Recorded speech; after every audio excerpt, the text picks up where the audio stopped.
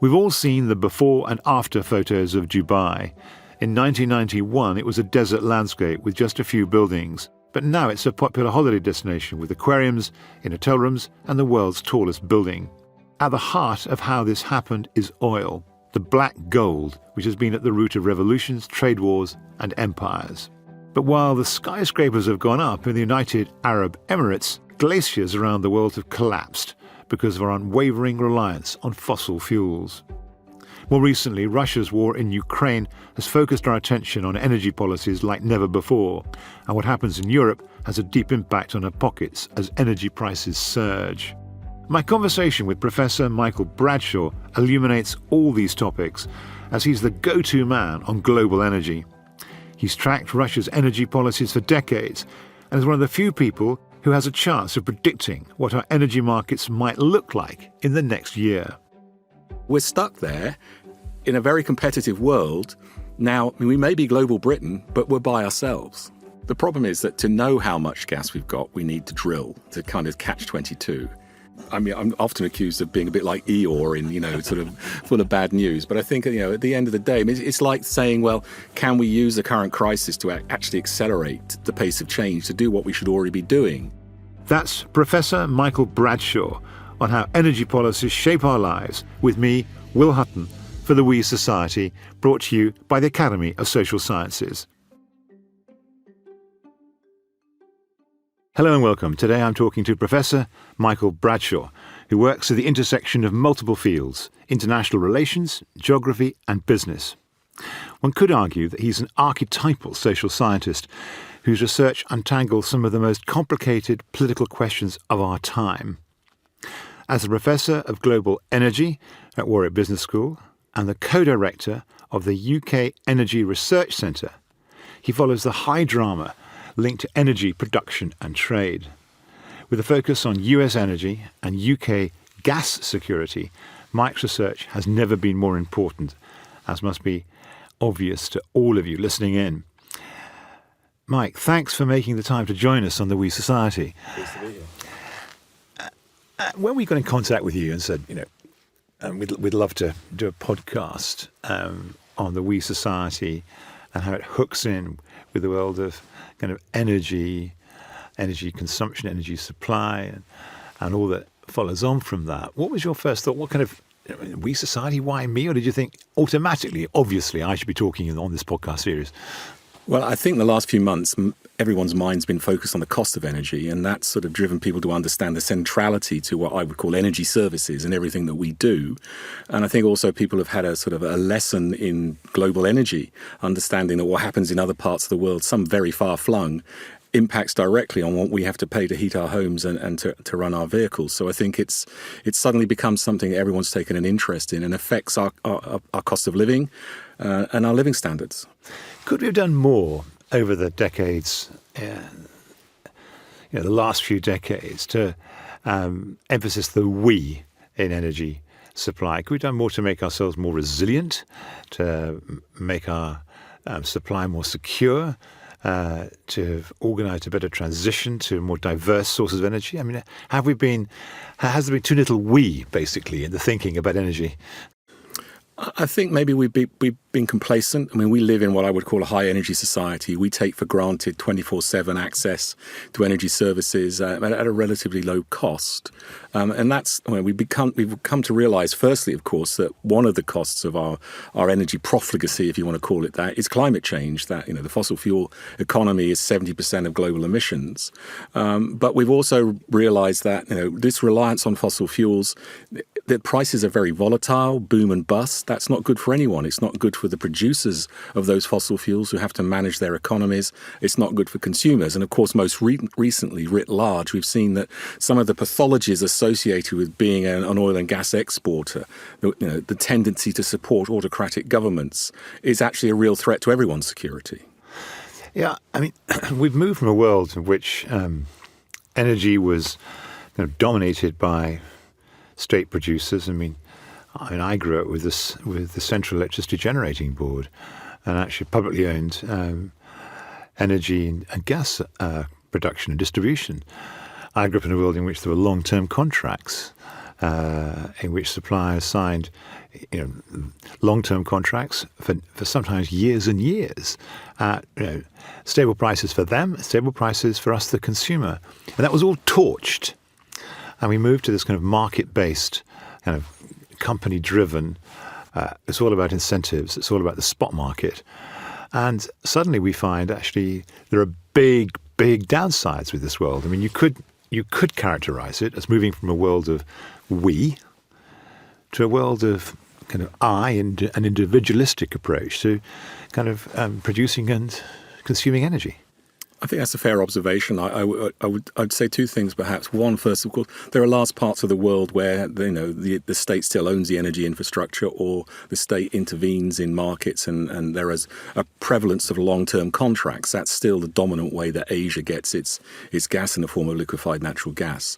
But it's certainly the case in the UK and more generally in Europe of late that we move to a much more kind of neoliberal laissez-faire market system. And if you look at the way that the UK government actually defines energy security, it's always tended to focus on what I call physical security of supply, which actually ends up being, have we got enough pipes and terminals to physically deliver the energy we need? And have we got a diversity of sources of supply? Have we got a variety of different countries providing that energy? And then they simply say we rely on market signals to deliver the gas that we need, which has introduced another dimension of energy security, which is the notion of price security. And I think we've had a very hard lesson of learning that in this market economy, with a reliance on short-term prices and competition, you can have the physical security, the gas that you need or the oil that you need, as long as you're prepared to pay the necessary price. And in situations of short supply, the laws of supply and demand simply drive the price up. And that's what's happened. I think also we are increasingly conscious of issues to do with energy poverty, which is defined in this country as households spending more than 10% of their income on energy services. That has been a concern, and it's very much a concern today. But it's not really, that is those volatile prices and the high price are something households can't manage, and yet they bear the brunt. So it works when prices are low and there's abundant supply. But when there are constraints on supply or demand accelerates, you end up with tight markets and high prices. Obviously, the theory is that the market then readjusts and there's more investment and supply balances. But in the current context, we have a third element, which you might call geopolitical security, where we are making a decision not to import our energy from particular countries or a particular country, which is tightening the supply. Names. Okay. So we're saying we're not going to buy any Russian oil and gas. Yeah. And then, therefore, we have to find our supplies from a smaller source of supply.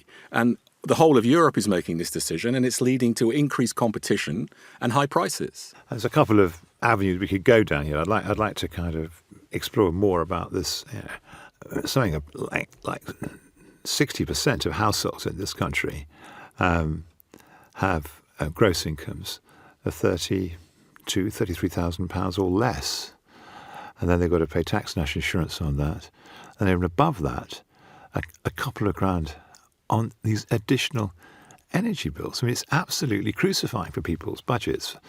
And I'm wondering, could we have done better at insulating people from this? I mean, the French are boasting that actually they've capped it almost completely. Other countries around Europe have had a mix of policies, but no one has kind of imposed upon their public this kind of energy price increase, this complete exposure to a spot market and kind of geopolitical events beyond our control. I mean, what do you? I mean, here you are. I mean, you spend your life on this. I mean, what do you think about it? Well, it is a cap in the sense it's not allowing it's averaging out the variation, because we had one point where the gas prices were literally going through the roof. But I understand what you're saying. I mean, I think mean, from my perspective, it's very difficult to see how you can do anything in the energy market to address it, because one of the problems we've had with the price cap is that essentially you were putting a cap on what companies in the retail market could charge customers, and the problem was that many of those companies didn't have long-term contracts themselves. I know. So what, 30 or something? 30 went bust. 30. I mean, it's these are astonishing numbers. I mean, in any other walk of life, you'd be thinking this is economic carnage. Yeah. Well, yes, and I think that Ofgem has had a study done to understand why. Ofgem is, just to be clear, this is the regulator for the oil and gas market. But I think it was clear to everyone. It comes back to your question about competition, that the government has wanted to give the impression of having a competitive energy market by allowing lots of companies to play in the retail market. But Ofgem as a regulator didn't pay enough attention to the financial resilience of those companies. So lots of companies set up and actually were basically financing what they were doing by the standing orders that people were paying. And so when the price went up, they had committed to give to deliver electricity and gas at a price that was way below the market price, couldn't cover their costs, they went bust. So that's part of the problem. It's really, if intervening in the market, it comes down to, okay, so if you were to subsidize the price of electricity, or say the price of gas in the UK, we still have to pay that global price to get the gas to come to the UK. Who's going to cover the difference? Somewhere along the line, it's all well and good for the French government. I mean, the Hungarian government controls a lot of prices, but that's a form of subsidy, and there's somewhere that's having to be paid for. Well, it is and it isn't. I mean, the French have got the figure is, I think it's close to 60% of their energy does come from nuclear. Yeah. Is it 56%? Something of that order anyway. And that is now even allowing for kind of the cost of disposing of nuclear waste. I mean, it's nearly cheaper than anything happening in the oil and gas markets. That's true, and we have a share, about 20% of our base load that's still nuclear, and we have days. We basically have an electricity system today which is nuclear base load with intermittent renewables, primarily offshore wind, and gas fills a bit in the middle. It covers the intermittency. So there are windy days, where we don't actually consume a lot of gas. But the cost of production for that renewables and nuclear is much lower than when we have these very high gas prices. But the renewable generators are getting the electricity price, which has been pushed up by the gas price. Some of them have to pay that back because they have this thing called a contract for difference, where they've got a guaranteed price from the government.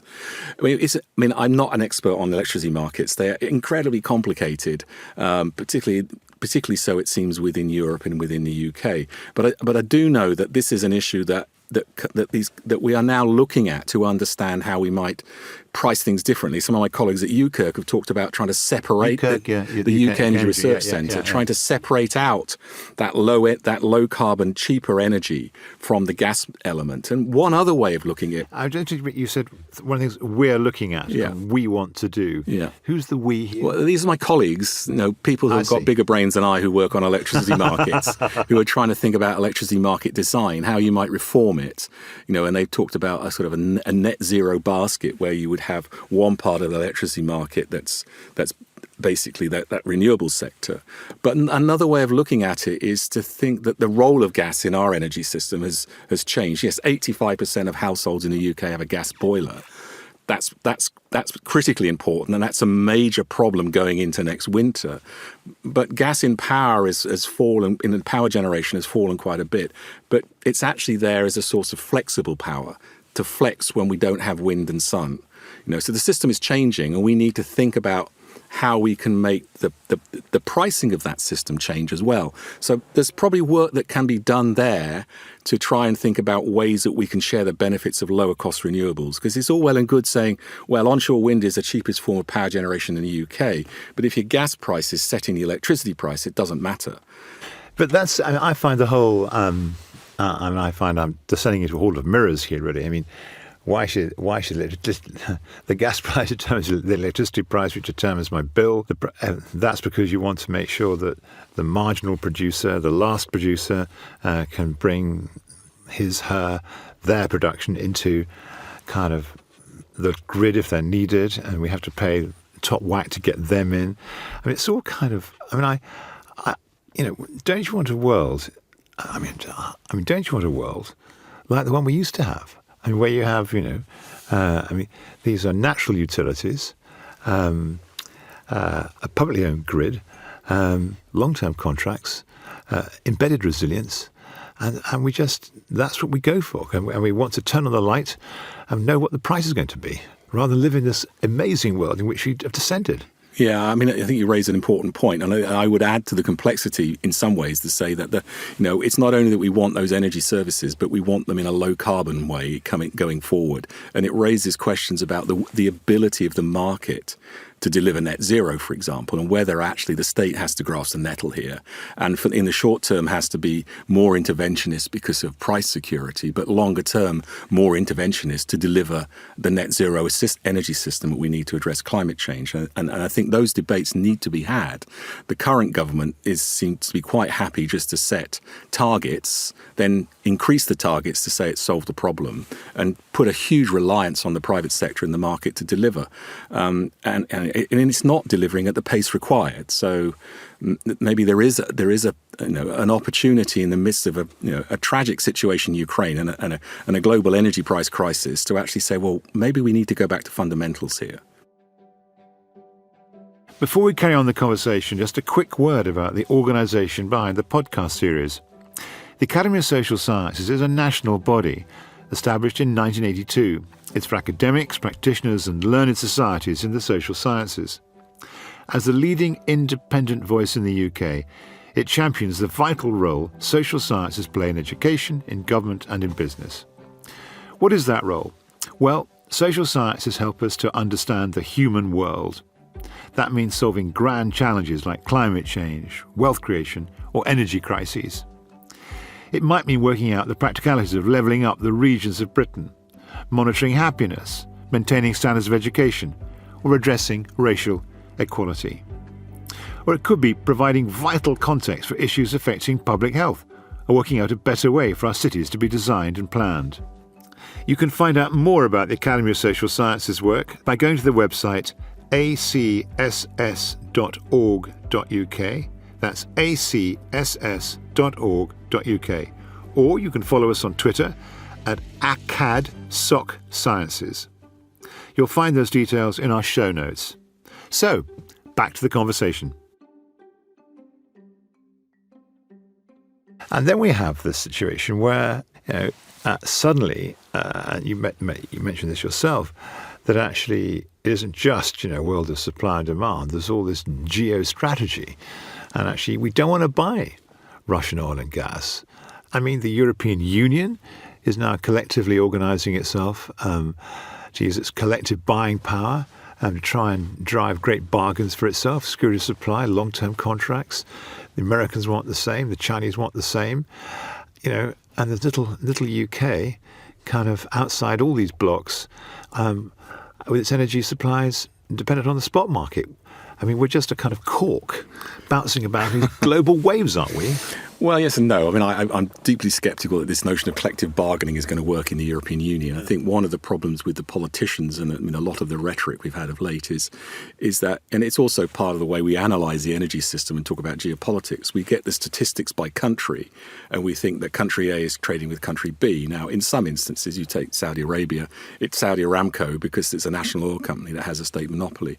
But certainly in Europe, the energy trade is the business of companies. And as we've already discussed, I mean, those companies they're privately owned. They're driven by desire for return on investment. It makes it very difficult for the state to intervene and dictate.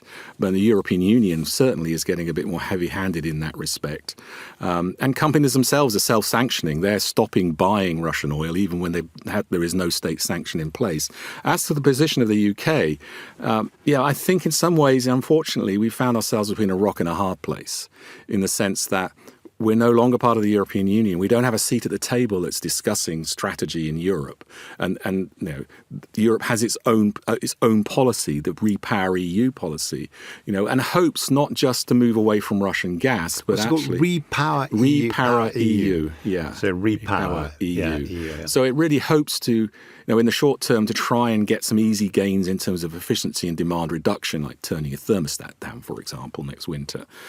But also wants to find alternative sources of supply to avoid Russia, but then wants to massively accelerate the rate of deployment of renewables. So it's not just a matter, so we get to 2030, we're no longer buying Russian oil and gas, but actually we're not consuming as much oil and gas because we have accelerated the low carbon transition. And maybe that's a positive outcome, because the pace of progress of the transition, COP26 seems like many, many years ago, but it was only last November in Glasgow when we were talking about powering past coal and phasing down fossil fuels, is that maybe in the name of energy security, we can accelerate that.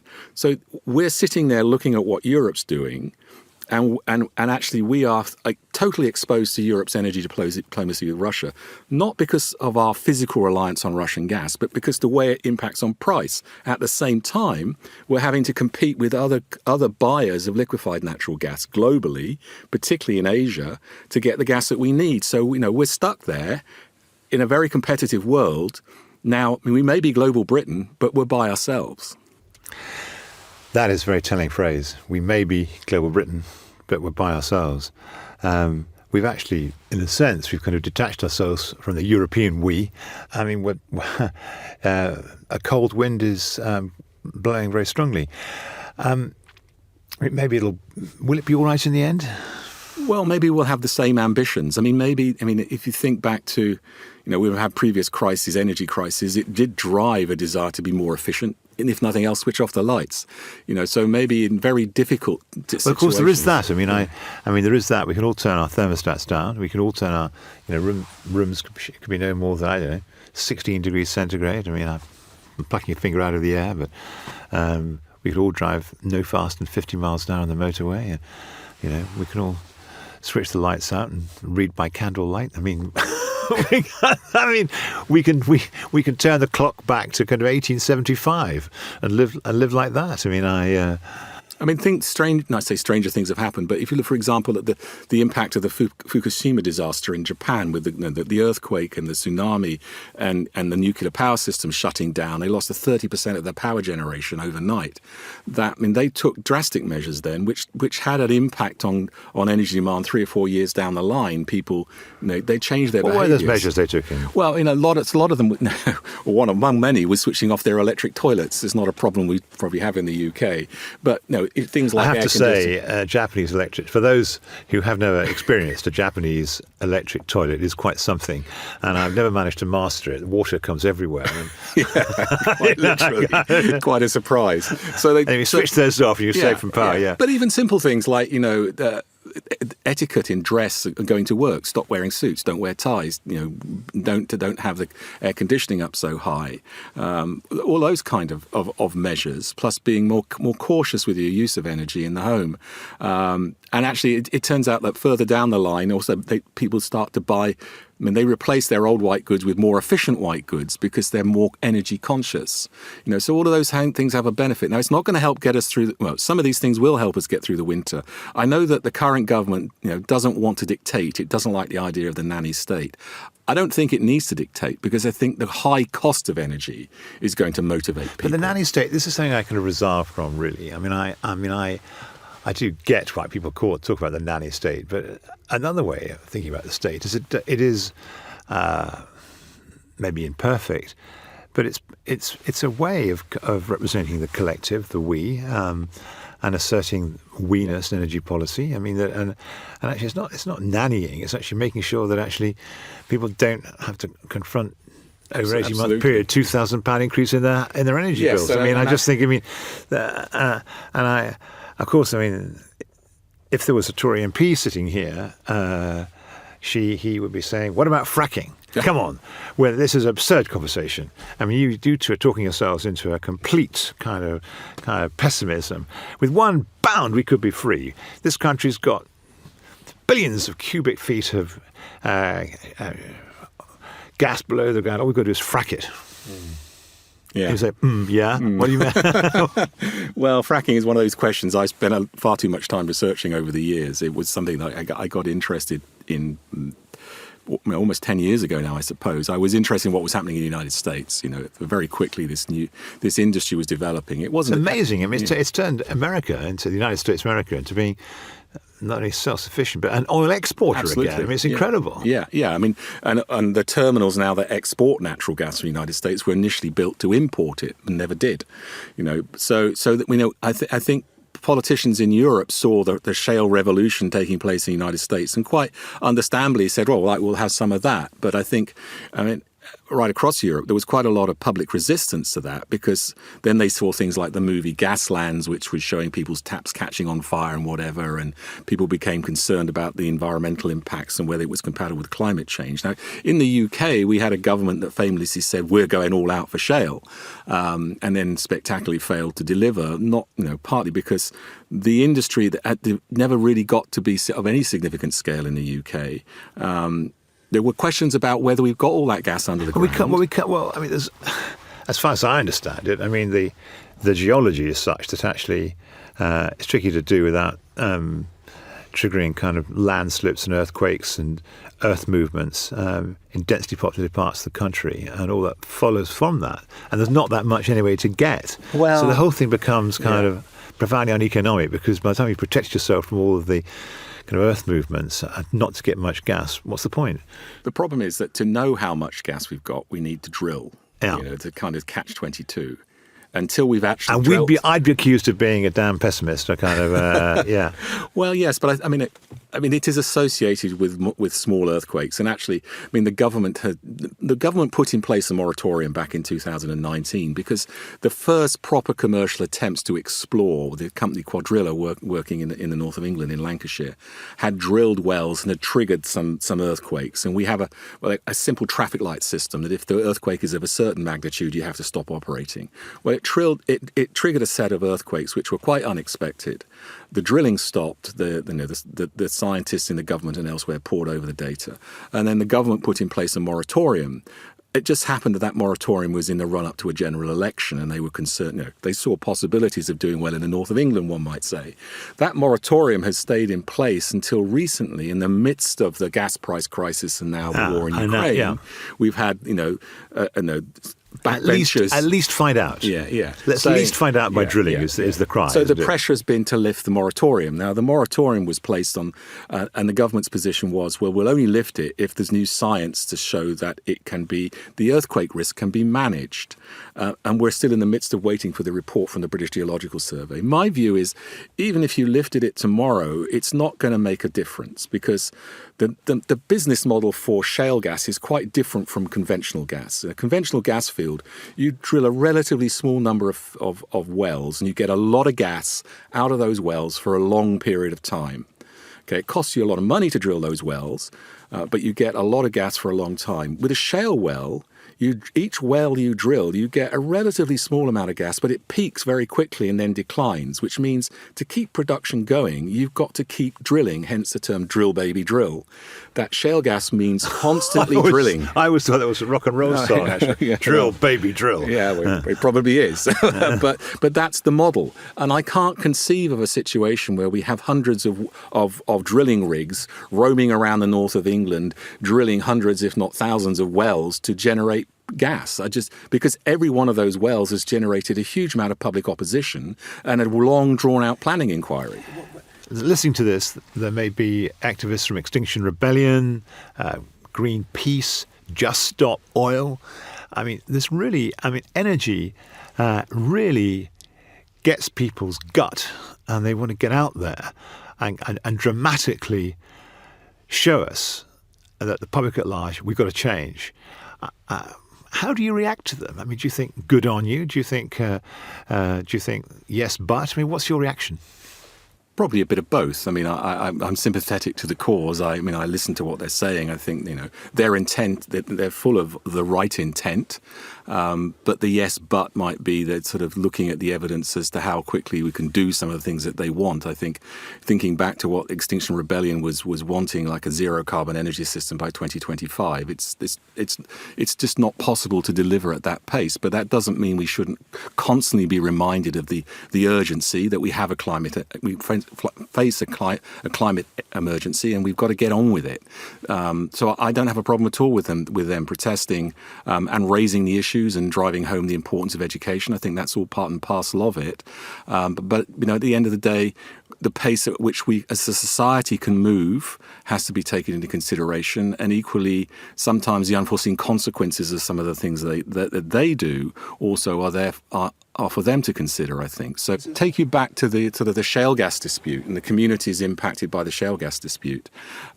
Some social science research looking at how communities received being the focal point of an environmental campaign was all well and good, but the campaigners probably had as a bigger impact as anyone in terms of the disruption that they caused.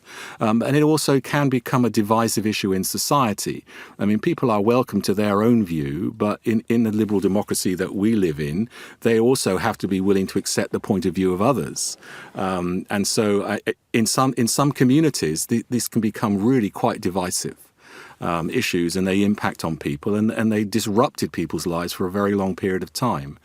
So in general, yes, I'm all in favour of it, and I think it conveys that sense of urgency, but with I guess the social scientist in me wants to look at the evidence and say, well, there is a limit to how quickly we can move. It's certainly the case we are not doing anywhere near the level of investment and the scale of urgency that we need to address these problems, but we can't address them overnight. You have to be realistic. Let's hammer this out in 30 seconds, top whack. How would you sequence what investment, first, second, and third, in what scale, to get to the results that Extinction Rebellion want, even if you don't get there as soon as 2025? I mean, I think one of their causes has been about improving home insulation and improving the thermal efficiency of housing so that people can heat their homes. And I think, in the current emergency situation we face, those kind of initiatives are extremely important. I mean, I know the Chancellor's removed VAT on many of these materials, but it comes back to behavioural decisions, but it also comes back to having a supply chain to make it happen. So helping people, insulate homes, okay, helping people to do as much as they can. Number two, I think it's. I would say the planning system is also a large part of the problem here, but the planning system is also the means by which local people protest. But at the end of the day, you can't protest about everything, So when you say plan, you want to get more wind farms up sooner. Well, I think. Yeah, I think it's really interesting that for example, communities who want to have wind farms, who have bought into some kind of community development program, either with a company or give whatever, them a share, give them the opportunity to go ahead with that. Okay, so that's 1, 2, 3. Oh, 3. What would be the third one? I think EV charging points, it's a complete disaster. It is. It's a calamity. I know. I have friends with electric cars, and they've got not much range. A journey that should take a few hours in a petrol car or diesel car, perish the thought, will take 11, 12, 13 hours. Yeah. We can't go on like this. Yeah. So improving efficiency of our homes, looking at the planning system and EV charging infrastructure. I think those are short-term wins which can be delivered. I'm just imagining. I just want to put myself in your shoes and and do what you do. I mean, you're scenario building, you're sketching out options. But I mean, do you ever despair? I think you have to be a glass half full. I mean, I'm often accused of being a bit like Eeyore in sort of full of bad news. But I think at the end of the day, I mean, it's like saying, well, can we use the current crisis to actually accelerate the pace of change to do what we should already be doing? There's part of that in the strategy of our own government. But I think otherwise it's sort of, I said to someone kind of sort of tongue in cheek, you can't build a strategy around Armageddon. That's not the way to do it. It's to look for. I think one of the things you need to look for in all of this is co-benefits or win-wins. You're going to do this for a reason. That reason might not be to reduce the carbon emissions, but it might be to reduce your energy consumption because you can't afford the high cost of energy. You create those co-benefits all the time where there are positive benefits for doing something. The motivation may be quite different, but the consequences are positive for the climate. Mike, thank you very much. It's been a fascinating conversation, and I'm just thinking what we've learnt in this last kind of over this conversation. We've learnt that we're all exposed. We've learnt We've learned that actually the migration from a world of kind of the state being involved in energy distribution, production and supply to a world of spot market prices may have looked good 10, 20, 30 years ago, but it doesn't look so clever today. We've learned that there may be a kind of silver lining within the cloud of these high gas prices, in that they may force us to move to transition to greener energy than we would otherwise have done. We've discussed Britain being alone, and that could be, we don't yet know for certain, that could be a very risky place to be as the geopolitics of this works out, of big blocs doing deals with each other and actually trying to avoid doing deals with Russia. And we've learned that you may think that your household energy bill is a kind of hits you to the solar plexus as you face some of these stunning bills. But actually, if you want to solve it, you can't do it. You can't do much as an individual. You can turn the light off. You can turn the thermostat down. You can drive slower. But ultimately, you do require a we to act, to structure these markets in a way that your gas bill and your electricity bill are more reasonable. Thank you, Mike. That's been a really very interesting conversation. Thank you. Thanks, it's been a pleasure. And that's the last in this series of the We Society podcasts. We're back again in the autumn with another group of podcasts, which I hope you'll enjoy just as much as I hope you have done this group of podcasts. We certainly, the whole team, has really enjoyed putting them together, talking to leading social scientists, practitioners, trying to figure out why the world is as it is and what we can do to try and make it better. The We Society is brought to you by the Academy of Social Sciences, acss.org.uk. I'm Will Hutton. The producer is Emily Finch, and it's a Whistledown production.